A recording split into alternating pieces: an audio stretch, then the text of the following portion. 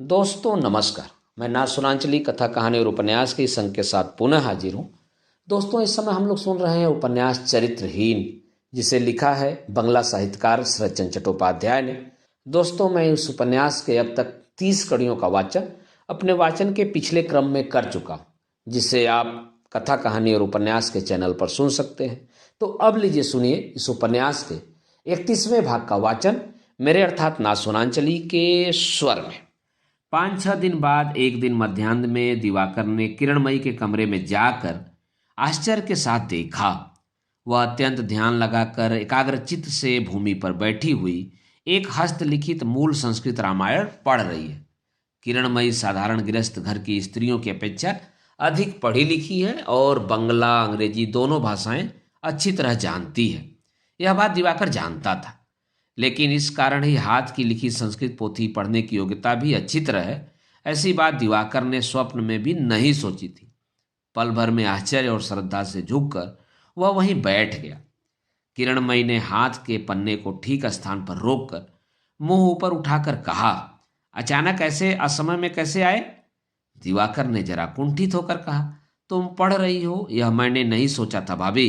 मैं समझता था कि शायद सो रही हो, इसलिए एकांत सोचकर मुझे जगाने आए हो। दिवाकर ने लज्जा से लाल होकर कहा, जब तब इस तरह परिहास करती रहोगी तो मैं घर छोड़कर भाग जाऊंगा, कहे देता हूं भाभी। किरणमयी ने हंसकर कहा, भाग जाऊंगा कहने से ही क्या भागा जा सकता है? भूल भुलैया का मार्ग मालूम रहना चाहिए। अच्छा बैठो बैठो, क्रोध करके उठाना पड़ेगा। मैं सोचती थी बबुआ, द्वार बंद करके बैठे बैठे जहर की छुरी के बाद तलवार कटार की तरह कोई बड़ी चीज तैयार कर रहे हो, इसलिए मैंने भी बुलाया नहीं। नहीं तो मुझे ही क्या दोपहर को रामायण पढ़ना अच्छा लगता है? दिवाकर ने पूछा, रामायण में तुम विश्वास करती हो? किरणमयी ने कहा, करती हूँ। दिवाकर ने अत्यंत आश्चर्य में पढ़कर कहा, किंतु बहुत से लोग नहीं करते। वास्तव में इसमें इतने झूठ, इतने असंभव, इतने प्रक्षिप्त अंश हैं कि उन पर विश्वास नहीं किया जा सकता। किरणमयी ने जरा हंसकर पोथी को हाथ से ठेलकर कहा, यही तो मूल ग्रंथ है, इसमें से प्रक्षिप्त विषयों को निकाल दो तो देखूं। दिवाकर ने सहम कर कहा, मैं किस तरह निकालूंगा भाभी, मैं तो संस्कृत नहीं जानता। किरणमयी ने कहा, जानते नहीं हो इसलिए इस प्रकार झट से ऐसी बात तुम्हारे मुंह से निकल गई। विद्या न रहने से ही अविद्या आग उठती है। उसके ही फलस्वरूप मनुष्य जिस बात को नहीं जानता वही दूसरों को बता देना चाहता है। जो समझता नहीं वही अधिक समझना चाहता है। बुरी आदत को छोड़ दो। दिवाकर अत्यंत लज्जित हो गया। यह बात कहने का उसका कोई विशेष उद्देश्य नहीं था। उसने सोचा था धर्म ग्रंथ में अश्रद्धा या विश्वास दिखाने से भाभी खुश होंगी। किरणमयी ने जरा हंसकर कहा, लिखना कैसा चल रहा है? दिवाकर ने कहा, मैं तो अब लिखता नहीं हूं। किरणमयी आश्चर्य से बोली, लिखते नहीं हो? कहते क्या हो बबुआ? लेकिन तुमने जो कुछ लिखा था वह बुरा नहीं था, छोड़ क्यों दिया बताओ तो? दिवाकर बोला, क्यों लज्जित कर रही हो भाभी? मैंने उसके बाद बहुत विचार करके देखा है, तुम्हारी बात सत्य है। मेरा यह लेख दूसरे की चोरी भले ही न हो, दूसरे का अनुकरण तो अवश्य है। वास्तव में मैं प्रेम को क्या जानता हूं कि इतनी बातें लिखने लगा। इसीलिए अब मैं लिखता नहीं, केवल सोचता हूं। सोचते हो? दिन रात सोचते हो तो बताओ, मुझे ही तो नहीं। दिवाकर ने इस बात पर ध्यान न देकर कहा, फिर भी मुझे लगता है कि उपन्यास लिखने की झक को भी मैं किसी दिन छोड़ न सकूंगा। आज इसीलिए यही सोचकर मैं यहाँ आया हूँ कि तुमसे कुछ सीखूंगा। किरणमयी ने कहा, मुझसे क्या तुम सीखोगे बबुआ? प्रेम? दिवाकर ने प्रबल लज्जा को किसी प्रकार रोक कर गंभीर होकर कहा, सब कुछ सीखूंगा, आवश्यकता पड़ेगी तो वह भी सीखूंगा। किरणमयी ने मुंह को कृत्रिम गंभीरता से परिपूर्ण करके कहा, लेकिन इसमें एक बखेड़ा है बबुआ। मुझे पकड़कर प्रेम सीखने लगोगे तो लोग क्या कहेंगे? दिवाकर झट से उठ खड़ा हुआ, बोला, जाओ मैं जा रहा हूं, तुम तो केवल मजाक करती हो। किरणमयी ने लपक कर उसका हाथ पकड़कर मुस्कुरा कर कहा, तो स्पष्ट कहो न भाई कि परिहास नहीं चाहते, सच्ची बात चाहते हो। दिवाकर अपना हाथ तेजी से खींचकर शीघ्रतापूर्वक बाहर चला गया। किरणमयी ने मन ही मन हंसकर अपनी पोथी बंद कर दी। उसके बाद उचित स्थान पर उसे रखकर वह धीरे धीरे दिवाकर के कमरे में चली गई। दिवाकर मुंह उदास बनाए खिड़की के बाहर देखता हुआ चुपचाप बैठा था। किरणमयी ने कहा, क्रोध करके क्यों चले आए, बताओ तो। दिवाकर ने बिना मुंह घुमाए ही कहा, यह सब हंसी मजाक मुझे अच्छा नहीं लगता। किरणमयी क्षण भर चुप रहकर मीठे स्वर से बोली, तुम तो मेरे देवर लगते हो बबुआ, तुम्हारे साथ तो हंसी मजाक चलना ही चाहिए। यह सब न करने से मैं कैसे जिंदा रह सकूंगी, बताओ भला। इस स्नेह भरे कोमल स्वर से दिवाकर का क्रोध शांत हो गया। आज सहसा पहले पहल उसे ज्ञात हो गया कि यह तो सत्य ही है। मुझे लज्जित होने की कोई बात भी नहीं है। हम लोगों का संबंध ही तो हास परिहास का है। यह बात झूठी भी नहीं है कि बंगाली समाज में देवर भौजाई में एक मधुर हास परिहास का संबंध प्रचलित है, और ठीक कहाँ पर इसकी सीमा रेखा है यह भी बहुतों की दृष्टि में नहीं पड़ती। पढ़ने की आवश्यकता भी वे नहीं समझते। लेकिन इस निर्दोष हास परिहास की अधिकता से कभी कभी कितने विष बीज झड़ पड़ते हैं, और अदृश्य में वे ही बीज अंकुरित होकर विष वृक्ष में परिणित हो जाते हैं और किसी समय समुचे पारिवारिक बंधन को कलुषित कर देते हैं। इसका हिसाब किताब लोग क्या रखते हैं? दिवाकर ने मुंह फेर कर अभिमान के स्वर से कहा, मैं सीखने गया और तुमने परिहास करके मुझे भगा दिया। किरणमयी ने बिछौने के एक छोर पर बैठकर कहा, क्या सीखने गए थे? दिवाकर ने कहा, वही जो मैंने कहा था कि कहानी लिखने का झक मैं किसी प्रकार भी न छोड़ सकूंगा। इसलिए मैंने सोचा था कि तुम सिखा दोगी, बोलती जाओगी, मैं लिखता जाऊंगा। किरणमयी ने हंसकर कहा, वह तो फिर मेरा ही लिखना होगा बबुआ। होगा तो होने दो, केवल जानने से ही तो नहीं होता, व्यक्त करने की शक्ति भी तो होनी चाहिए। वह तो चाहिए ही, लेकिन व्यक्त करोगे क्या, सुनो तो। वही तो तुम बता दोगी भाभी। हंसी आ गई फिर किरणमयी को, बोली, तब तो किसी और को पकड़ो जाकर देवर जी, यह काम मेरा नहीं है। जल की मछली अगर यह समझना चाहे कि मरी भूमि में मनुष्य प्यास से कैसे मरता है, तो फिर कोई दूसरा ढूंढना पड़ेगा। मेरी बुद्धि के बाहर है यह। जरा चुप रहकर दिवाकर बोला, भाभी, यह सच है कि मरी भूमि की तृष्णा से मैं अभिज्ञ नहीं हूं, परंतु मैं जलचर भी नहीं हूं। तुम्हारी तरह जब मेरा वाग भी डांग पर है तो पिपासा की धारणा भी है। तुम कहकर तो देखो एक बार, मैं समझ पाता हूं कि नहीं। किरणमयी चुप ही रही, केवल हंसते हुए मुख से ताकती रही। दिवाकर भी कुछ क्षण स्थिर रहकर बोला, यहां जो इतनी देर तक तुम रामायण पढ़ रही थी भाभी, मैं उसी की बात कहता हूं। सीता के जिस रूप की अग्नि में रावण सपरिवार भस्म हो गया, नारी का वह रूप क्या है? और अकेला रावण ही तो नहीं, ऐसे अनेक रावणों का इतिहास मौजूद है। कभी लोग कहते हैं रूप की प्यास, तुमने भी उसी तरह की उपमा दी है। तुम यह मत सोचना भाभी कि मैं तुमसे तर्क कर रहा हूं। मैं जानता हूं कि तुम्हारे पैरों के पास बैठकर मैं बहुत दिनों तक सीख सकता हूं। मैं तो केवल यही जानना चाहता हूं कि इसे प्यास कहते हैं क्यों? पानी देखने से ही तो मनुष्य को प्यास नहीं लग जाती, तो फिर रूप देखने से ही उसको प्यास क्यों लगेगी? किरणमयी ने मुंह पर उठाकर एकाएक हंसकर कहा, प्यास लगती है क्या बबुआ? इस हंसी और प्रश्न का यथार्थ अब समझकर दिवाकर पल भर के लिए हतबुद्धि सा हो रहा, लेकिन दूसरे ही क्षण अपने को संभाल कर बोल उठा, अवश्य लगती है। उसका संकुचित और दबा हुआ साहस इतनी देर में किस हद तक जाग गया था, इसे वह स्वयं भी नहीं जानता था। उसने कहा, न लगने से संसार में बड़े बड़े कवि लोग शकुंतला भी नहीं लिखते, रोमियो जूलियट भी नहीं लिखते। इसलिए मैं जानना चाहता हूं भाभी, नारी का यह रूप वास्तव में क्या है, और प्रेम भी उसके साथ इस प्रकार घनिष्ठ रूप में लिपटा क्यों रहता है? किरणमयी ने गंभीर होकर कहा, तब तो तुम्हारी अवस्था अभी उतनी बिगड़ी नहीं है। दिवाकर व्यथित होकर बोला, सभी बातों को तुम यदि हंसकर उड़ा दोगी भाभी, तो रहने दो, मैं अब कुछ न पूछूंगा। उसकी ओर देखकर किरणमयी ने विषाद का ढोंग रच कर कहा, मैं मूर्ख स्त्री हूं बबुआ, मैं इन सब बड़ी बड़ी बातों का हाल क्या जानूं जो तुम क्रोध कर रहे हो। दिवाकर को उस दिन की बात याद आ गई, जिस दिन वह वेद के प्रति भी अवहेलना भरी उक्ति सुनकर उसके कानों में उंगली डाल ली थी। उसने कहा, मैं जानता हूं भाभी, तुम भारी पंडित हो, तुम चाहो तो सभी विषय मुझे समझा सकती हो। किरणमयी ने कहा, समझा सकती हूँ? अच्छा, यदि मैं कहूं कि स्त्री का रूप एक भ्रम मात्र है, वास्तव में यह कुछ भी नहीं है, मृग मरीचिका की भांति मिथ्या है, क्या तुम विश्वास करोगे? दिवाकर ने कहा, नहीं, इसका कारण यह है कि मरीचिका भी मिथ्या नहीं है। चाहे वह कुछ भी हो, दर्पण में मनुष्य का प्रतिबिंब बनता है। वह प्रतिबिंब है, वह आदमी नहीं है। यह तो मानी हुई बात है। प्रतिबिंब को मनुष्य कहकर पकड़ने की चेष्टा करना मूर्खता है। लेकिन रूप तो उस प्रकार किसी वस्तु का प्रतिबिंब नहीं है। सांप को रस्सी समझकर पकड़ने जाना भूल है, मरीचिका को भी पानी समझकर पकड़ने जाना भूल है। लेकिन रूप के पीछे तो मनुष्य केवल रूप की ही प्यास से दौड़ा जाता है भाभी।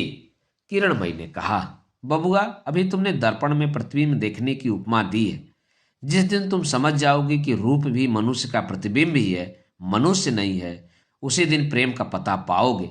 लेकिन छोड़ो इस बात को। मैं पूछती हूं कि रूप के ही पीछे मनुष्य क्यों दौड़ता हुआ जाता है? मैं यह नहीं जानता। भ्रमर जैसी स्त्री को छोड़कर भी गोविंदलाल रोहिणी के पीछे दौड़ गया था। यह बात मुझे बहुत ही अद्भुत ज्ञात होती है। लेकिन उसका फल क्या हुआ? फल जो कुछ भी हो भाभी, इस पर विचार करने का भार मनुष्य के हाथ में नहीं है। रोहिणी में रूप था, गुण नहीं था। किंतु रूप के साथ गुण रहने से गोविंदलाल की क्या दशा होती, कहा नहीं जा सकता। किरणमयी मौन ही रही। बीए फेल हुए इस लड़के पर मन ही मन उसकी श्रद्धा नहीं थी। केवल फेल हो जाने के ही कारण नहीं, पास हो जाने पर वह सोचती थी कि ये लोग केवल पाठों को कंठस्थ करके केवल पास भर कर सकते हैं और कुछ नहीं कर सकते। किंतु आवश्यकता पड़ने पर इनका शिक्षित मन तर्क भी कर सकता है, यह धारणा भी उसकी नहीं थी। उसने कहा, रूप प्रतिबिंब नहीं है। इस बात को इतने असंदिग्ध रूप से स्थिर मत रखो। जो भी हो, मैं तुमसे पूछती हूँ बबुआ, ये सब बातें तुमने स्वयं ही सोची हैं या किसी की सोची हुई बात सुनकर कर रहे हो? दिवाकर ने मुस्कुरा कर कहा, नहीं भाभी, मेरी अपनी ही बातें हैं। बचपन से ही भगवान ने मुझे सोचने की सुविधा दी थी। किरणमयी ने क्षण भर मौन रहकर कहा, फिर इतनी सुविधा रहने पर भी रूप का तत्व ढूंढकर तुम न पा सके? लेकिन आश्चर्य की बात यह है कि सतीश बबुआ ने भी मुझसे ठीक यही बात एक दिन पूछी थी, और भी एक व्यक्ति ने पूछी थी, और आज तुम भी पूछ रहे हो। मैं सोचती हूं मेरा रूप देखकर ही क्या तुम लोगों के मन में यह प्रश्न नहीं आता? दिवाकर एकाएक चौंक पड़ा। लज्जा से उसका मस्तक फट जाने लगा। उसने अपना मुंह झुकाकर कहा, मुझे क्षमा करो भाभी, मैं जानता नहीं था। किरणमयी ने हंसते हुए कहा, एक आध बार नहीं भाई, तुमको तो मैं 100 बार क्षमा करती हूँ। यह कहकर और पल भर मौन रहकर उसने मानो मन में आने वाली एक दुविधा को जोर से धकेल कर निकाल दिया और अपनी अत्यंत सुंदर ग्रीवा जरा ऊंची करके एक प्रकार के कोमल करुण स्वर से बोली, बबुआ, आज तुमने जितनी बातें मुझसे पूछी है, उनका यदि स्पष्ट उत्तर देने लगूं तो मेरी बातें दंभ की तरह होंगी। उसे तुमको भूल जाना पड़ेगा, नहीं तो अपनी भूल से मुझे गलत समझकर सभी बातों को तुम गड़बड़ कर दोगे। मेरी बात तुम्हारी समझ में आती है ना? दिवाकर ने चुपचाप सिर हिला दिया। किरणमयी क्षण भर स्थिर रहकर कहने लगी, मेरे शरीर का यह रूप केवल पुरुषों की ही दृष्टि में नहीं, मेरी अपनी भी दृष्टि में एक अद्भुत वस्तु है। इसी से इसकी बात मैंने बहुत सोची है।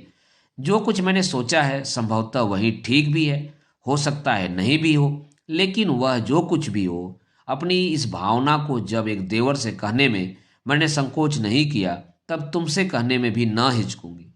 अपने आप को देखकर मुझे कैसा जान पड़ता है जानते हो? ज्ञात होता है संतान धारण करने के लिए जो सब लक्षण सबसे अधिक उपयोगी है, वह है नारी का रूप।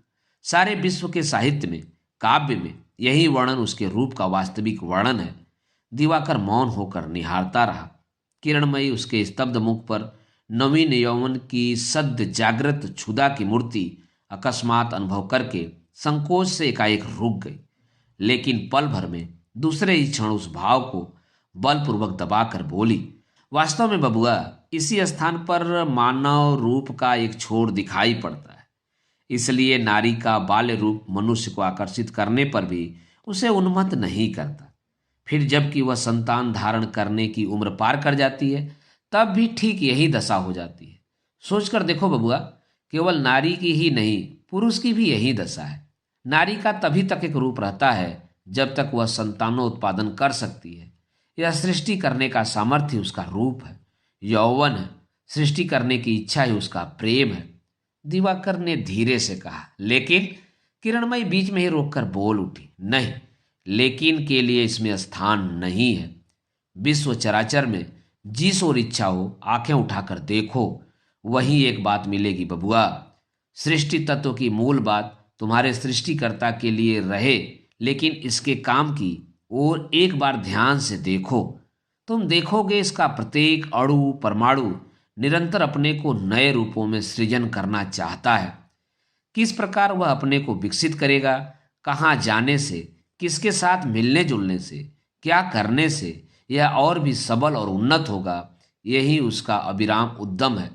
दृश्य हो अदृश्य हो, अंदर या बाहर हो, इसी से प्रकृति का नित्य परिवर्तन होता रहता है।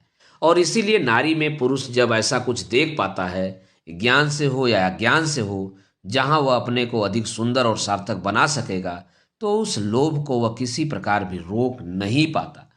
दिवाकर ने धीरे से कहा। तब तो इस दशा में चारों ओर ही मारकाट मच जाती है। किरणमयी ने कहा। कभी कभी मच जाती है अवश्य, लेकिन मनुष्य में लोभ दमन करने की शक्ति, स्वार्थ त्याग करने की शक्ति, समझ तथा शासन की शक्ति, कितनी ऐसी शक्तियां हैं जिनके कारण चारों ओर एक ही साथ आग नहीं लग सकती। फिर भी सामाजिक मनुष्य का ही एक दिन ऐसा था जबकि प्रवृत्ति के अतिरिक्त और किसी का शासन नहीं मानता था। रूप का आकर्षण ही उसके दुर्मनीय प्रवृत्ति का संचालन था। वही था उसका प्रेम बबुआ। इसको ही संस्कृति तथा सभ्यता के वस्त्र पहनाकर सजावट श्रृंगार से तैयार कर देने से उपन्यास का निर्दोष प्रेम हो जाता है। दिवाकर ने चकित होकर कहा। कहाँ तो पाशविक प्रवृत्ति की ताड़ना और कहाँ स्वर्गीय प्रेम का आकर्षण। जो मनुष्य पशु की प्रवृत्ति से भरा हुआ है, वह शुद्ध निर्मल पवित्र प्रेम की मर्यादा क्या समझेगा। इस वस्तु को वह पाएगा कहाँ। तुम किसके साथ किसकी तुलना करने चली हो भाभी। मैं तुलना नहीं करती भाई, केवल यही बात बता रही हूं कि दोनों हैं एक ही वस्तु। इंजन की जो वस्तु उसको आगे की ओर ढकेल कर ले जाती है, वही वस्तु उससे पीछे की ओर भी ठेल सकती है, दूसरी नहीं। जो प्रेम कर सकता है वही केवल सुंदर असुंदर सभी प्रेमों में अपने को डुबा सकता है, दूसरा कोई नहीं। उसकी जिस वस्तु ने भ्रमर को प्रेम किया था, ठीक वही वस्तु उसको रोहिणी की ओर भी खींच ले गई थी। दिवाकर क्षोभ के साथ बोला। तुम्हारी सभी बातों को यद्यपि मैं समझ नहीं सका, लेकिन पवित्र प्रेम स्वर्गीय नहीं है, ऐसी अद्भुत बात को मैं किसी प्रकार भी मान नहीं सकता। किरणमयी ने कहा। तुम्हारे मानने पर तो सब कुछ निर्भर नहीं करता बबुआ। हम लोगों का यह शरीर भी तो अत्यंत नश्वर है, बिल्कुल ही पार्थिव वस्तु है, लेकिन इसमें तो मैं कोई दुख का कारण नहीं देखती। शिशु जन्म लेने के बाद जब तब अपने जड़ शरीर में सृष्टि शक्ति का संचय नहीं करता, तब तक प्रेम का सिंहद्वार उसके लिए बंद ही रहता है। प्रवृत्ति की ही ताड़ना से वह उस सिंहद्वार को पार कराता है। उसके पहले वह अपने माता पिता को, भाई बहन को प्यार करता है, इष्ट मित्रों को भी प्यार करता है, किंतु जब तक उसका पंचभूत का शरीर बड़ा नहीं हो जाता, तब तक तुम्हारे पवित्र प्रेमी की कोई भी खबर का अधिकार उसको नहीं मिलता। तब तक स्वर्गीय आकर्षण उसे तिल भर भी नहीं हिला पाता। पृथ्वी का आकर्षण तो सदा से ही उपस्थित है, लेकिन उस आकर्षण से वृक्ष का पका फल ही आत्मसमर्पण करता है, कच्चा फल नहीं कर सकता। उसका रेशा गूदा पृथ्वी के रस से ही पकता है, स्वर्गीय रस से नहीं पकता। सुंदर पुष्प रूप से, गंध से मधुमक्खियों को खींचकर फल पर परिणित हो जाता है। वही फल फिर समय पर भूमि पर गिरकर अंकुर में परिणित हो जाता है। यही है प्रवृत्ति, यही है उसका स्वर्गीय प्रेम। सारे विश्व में यह जो अविच्छिन्न सृष्टि नाटक चल रहा है, रूप का खेल चल रहा है, वह स्वर्गीय नहीं है। इसलिए दुख मानने या लज्जित होने का तो कोई कारण ही मैं नहीं देखती। कुछ रुक कर किरणमयी बोली। अंधकार में भूतों के भय से यदि नेत्र बंद करके ही तुम आराम पाते हो, तो मैं तुमको नेत्र खोलकर देखने को नहीं कहती, लेकिन मैं प्रवृत्ति की ताड़ना नहीं चाहती। स्वर्गीय प्रेम का ही उपभोग करूंगी। प्रेम ऐसी साधारण वस्तु नहीं है। दिवाकर ने पूछा। तो फिर संसार में पवित्र प्रेम, घृणित प्रेम, ये दो क्यों हैं? किरणमयी हंस पड़ी, बोली। तुम्हारा यह तर्क तो ठीक सतीश बबुआ के तर्क की तरह हुआ। संसार में इन दोनों के रहने की बात है, इसलिए है। जिसको तुम घृणित कहते हो वास्तव में वह तो सुबुद्धि का भाव है, अर्थात जिसको प्रेम करना उचित नहीं था उसे ही प्रेम करना। अपनी ही असावधानी से पेड़ से गिरकर हाथ पैर तोड़ लेने का अपराध पृथ्वी के प्रत्याकर्षण पर मढ़ देना और प्रेम को कुत्सित घृणित कहना एक ही बात है बबुआ। इसी प्रकार संसार में एक का अपराध दूसरे के सिर पर रख दिया जाता है। यह कहकर एकाएक किरणमयी मौन हो रही और अपने हृदय में क्या है इसे मानो भली भांति देखने लगी। दूसरे ही क्षण बोली, जीवन का प्रत्येक अणु परमाणु अपनी उत्कृष्ट परिणति के बीच विचार करने का लोभ किसी प्रकार भी संवरण कर सकता है। जिस देह में उसका जन्म होता है उस देह में जब उसकी परिणति की निर्दिष्ट सीमा समाप्त हो जाती है तब वहीं उसकी यौनावस्था कही जाती है। तभी वह दूसरी देह के संयोग के सार्थक होने के लिए सिराओं और उपसिराओं में विप्लव का जो तांडव नृत्य आरंभ करती है उसे तो पंडित लोगों ने नीति शास्त्र में पाशवी कहकर घृणा की है। इसका तात्पर्य समझ न सकने से ही हतबुद्धि विद्वान लोग इसे घृणित कहते हैं, विभस्व कहकर सात्वना पाते हैं। लेकिन आज मैं तुमको निश्चित रूप से कहती हूँ बबुआ कि इतना बड़ा आकर्षण किसी प्रकार भी ऐसा घृणित ऐसा हीन नहीं हो सकता। यह सत्य है, सूर्य के प्रकाश की भांति सत्य है, ब्रह्मांड के आकर्षण की भांति सत्य है। कोई भी प्रेम किसी दिन घृणा की वस्तु नहीं हो सकती। यह बात सुनकर दिवाकर सचमुच ही विह्वल हो उठा। उसकी छाती में एक प्रकार की धड़कन होने लगी। ऐसा उत्तप्त तीव्र कंठ स्वर तो उसने किसी दिन सुना ही नहीं था। नेत्रों की ऐसी उत्कट दृष्टि तो भी उसने कभी नहीं देखी थी। डरते डरते उसने पुकारा, भाभी। क्या बबुआ? मेरे जैसे नासमझ को उपदेश देने में संभवतः तुम्हारा धीरज नहीं रहता। यह क्या बबुआ? मुझे बहुत ही अच्छा लग रहा है। दिवाकर ने जरा हंसने की चेष्टा करके कहा, अच्छा लगने से तुम्हारे मुंह से ये सब उल्टी सीधी बातें क्यों निकली? अभी अभी तुमने स्वयं ही कहा कि जिसे प्रेम करना उचित नहीं है उसे प्रेम करने को ही घृणित प्रेम कहते हैं। फिर कह रही हो इसका तात्पर्य समझ न सकने के कारण ही विद्वान लोग उसे बुरा कहते हैं। तो फिर सत्य कौन है? किरणमयी ने कहा, दोनों ही सत्य है। विधवा रोहिणी को प्यार करना क्या गोविंदलाल का अनुचित काम नहीं था? प्रेम करना क्या कोई काम है कि उसका न्याय अन्याय होगा? स्त्री को छोड़ जाना ही उसका बुरा काम था। दिवाकर फिर एक बार उत्तेजित हो उठा, बोला, छोड़कर चला जाना तो अवश्य ही बुरा काम है, 1000 बार बुरा काम है। लेकिन अपनी स्त्री को छोड़कर किसी दूसरी स्त्री को मन ही मन प्यार करना भी क्या अन्याय नहीं है? उसकी उत्तेजना पर किरणमयी हंसने लगी, बोली, बबुआ अपने को इतना शक्तिशाली नहीं समझना चाहिए। अहंकार का कुछ कम रहना ही ठीक है। तुम क्यों सोचते हो कि मनुष्य इच्छा करने से ही जो चाहे वो कर सकता है? गोविंदलाल इच्छा करने से ही रोहिणी को प्यार कर सकता था या फिर नहीं कर सकता था? क्या तुम्हारी यही धारणा है? नहीं, मेरी यह धारणा नहीं है। इच्छा के साथ प्रयत्न भी करना चाहिए। किरणमयी ने कहा, फिर उसके साथ अक्षमता और क्षमता भी तो रहना चाहिए। केवल प्रयत्न करने से काम नहीं चलता। उस छत के नीचे बैठे बैठे यदि तुम्हारे सिर पर पेड़ भी उग जाए तो भी कालिदास की भांति तुम एक और मेघदूत न लिख सकोगे। मेघ देखकर तुमको आधी पानी की आशंका ही होगी। सर्दी लग जाने के भय से ही तुम व्याकुल हो उठोगे। विरही का दुख सोचने का समय न पाओगे। लाख प्रयास करने से भी नहीं। यह अक्षमता अस्थि मज्जा में मिली हुई है, इसको जीता नहीं जा सकता। यह कहकर वह चुप हो गई। दिवाकर ने भी उत्तर नहीं दिया, सिर झुकाए मौन होकर बैठा रहा। बहुत देर तक फिर कोई बात न निकली। निस्तब्ध कमरे के कोने से केवल एक जीर्ण सी पुरानी घड़ी से टिक टिक शब्द आने लगा। बहुत देर तक मौन रहकर किरणमयी का एक बहुत ही मीठे स्वर से बोली, तुमसे और 2 बातें कहना चाहती हूँ। उस दिन तुम्हारी जहर की छुरी लेकर चाहे जो कुछ मैंने कह डाला हो बबुआ, मैंने यह भी देखा था कि तुम्हारे हृदय में एक ऐसी भी वस्तु है जो वास्तव में ही प्रेमिका है, सचमुच कवि है। इस वस्तु को यदि तुम नष्ट न करना चाहो तो दूसरों को अपराधी बनाने के सुख से अपने को ही वंचित करना होगा। इस बात को कभी मत भूल जाना कि कवि विचारक नहीं है। नीति शास्त्र के मत के साथ यदि तुम्हारा मत अक्षर अक्षर भी न मिले तो उससे तुम लज्जित मत होना। मैं जानती हूँ मनुष्य दूसरे की असमर्थता और अपराध को ही एक ही तराजू पर तौल कर दंड देता है, लेकिन उसके बटखरे लाने से तुम्हारा काम न चलेगा। तुमने बार बार गोविंद लाल का उल्लेख किया था। वही गोविंद लाल कितनी बड़ी शक्ति के सामने परास्त होकर सर्वस्व त्याग कर चला गया था। इस संसार में जिन्होंने केवल भले बुरे का विचार करने का भार लिया है, यह प्रश्न उनका नहीं है, यह प्रश्न तुम्हारा है। हत्या के अपराध में जज साहब जब किसी अभागे को फांसी की सजा देते हैं तब ये विचारक है, लेकिन अपराधी के हृदय की दुर्बलता अनुभव करके जब वे सजा हल्की कर देते हैं तब वे कवि बन जाते हैं। बबुआ जी, इसी प्रकार संसार के सामंजस्य की रक्षा होती है।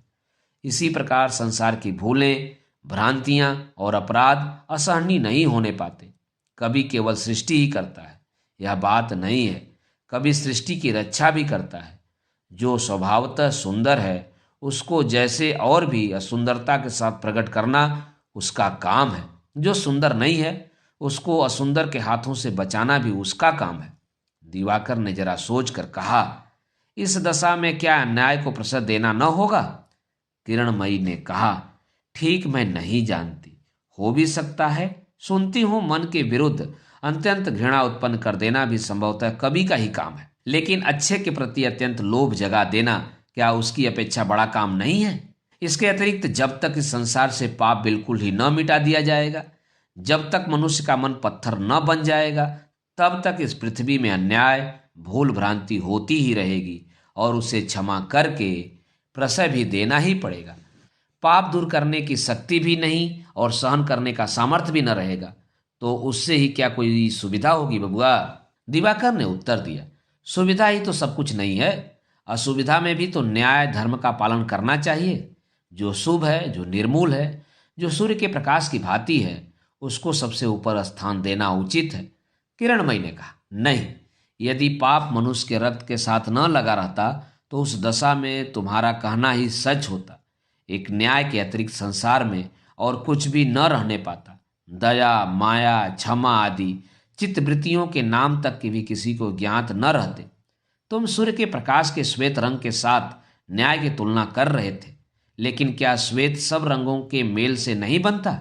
यह उज्जवल प्रकाश जैसे टेढ़े शीशे के भीतर जाने से रंगीन हो उठता है, उसी प्रकार न्याय भी अन्याय, अधर्म, पाप, ताप के टेढ़े रास्ते से दया, माया, क्षमा से चित्रित होकर दिखाई देते हैं। अन्याय को क्षमा करने से अधर्म को ही प्रशय देना होता है, यह बात मैं मानती हूँ, लेकिन अधर्म भी तो क्षमा का रूप नहीं, यह बात भी तो स्वीकार किए बिना नहीं रह सकती। तर्क करके संभवतः मैं अपनी बात तुमको समझा न सकूंगी बबुआ जी, लेकिन जो क्षमा प्रेम के भीतर से पैदा होती है, उस प्रेम का यदि मर्म तुम किसी दिन जान जाओगे तो समझ जाओगे कि अन्याय, अक्षमता को क्षमा कर प्रशय देना धर्म का ही अनुशासन है। लेकिन दिन तो अब बहुत ढल गया बबुआ जी, क्या यार तुमको भूख प्यास नहीं लगी है? यह कहकर घबरा कर वह कमरे से बाहर निकल गई। संध्या के बाद दिवाकर खाना खाने के लिए बैठा तो धीरे धीरे बोला, आज सारा दोपहर का समय मेरा बहुत ही आनंद से बीता। कितनी नई बातें मैंने सीखी, यह मैं कह नहीं सकता। किरणमयी ने मुस्कुराते हुए कहा, अनेक बातें ही तुमने सीखी हैं तो मुझे अपना गुरु मानना चाहिए। दिवाकर उत्साहित होकर बोल उठा, अवश्य अवश्य, मैं 100 बार तुमको अपना गुरु स्वीकार करता हूँ। सच कहता हूँ भाभी, यदि इस तरह सदा ही तुम्हारे पास रहने पाऊं तो मुझे और कुछ नहीं चाहिए। क्या कहते हो? इतने में ही इतना आकर्षण?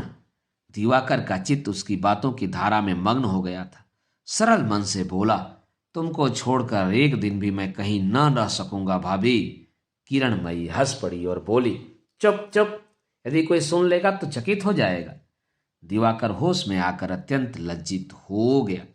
दोस्तों, अभी आप सुन रहे थे उपन्यास चरित्रहीन के 31वें भाग का वाचन मेरे अर्थात ना सोनांचली के स्वर में। दोस्तों, इस उपन्यास के आगे के भागों का वाचन आप मेरे वाचन के अगले क्रम में सुनना न भूलें। तो जुड़े रहें कथा, कहानी और उपन्यास के साथ। धन्यवाद, नमस्कार।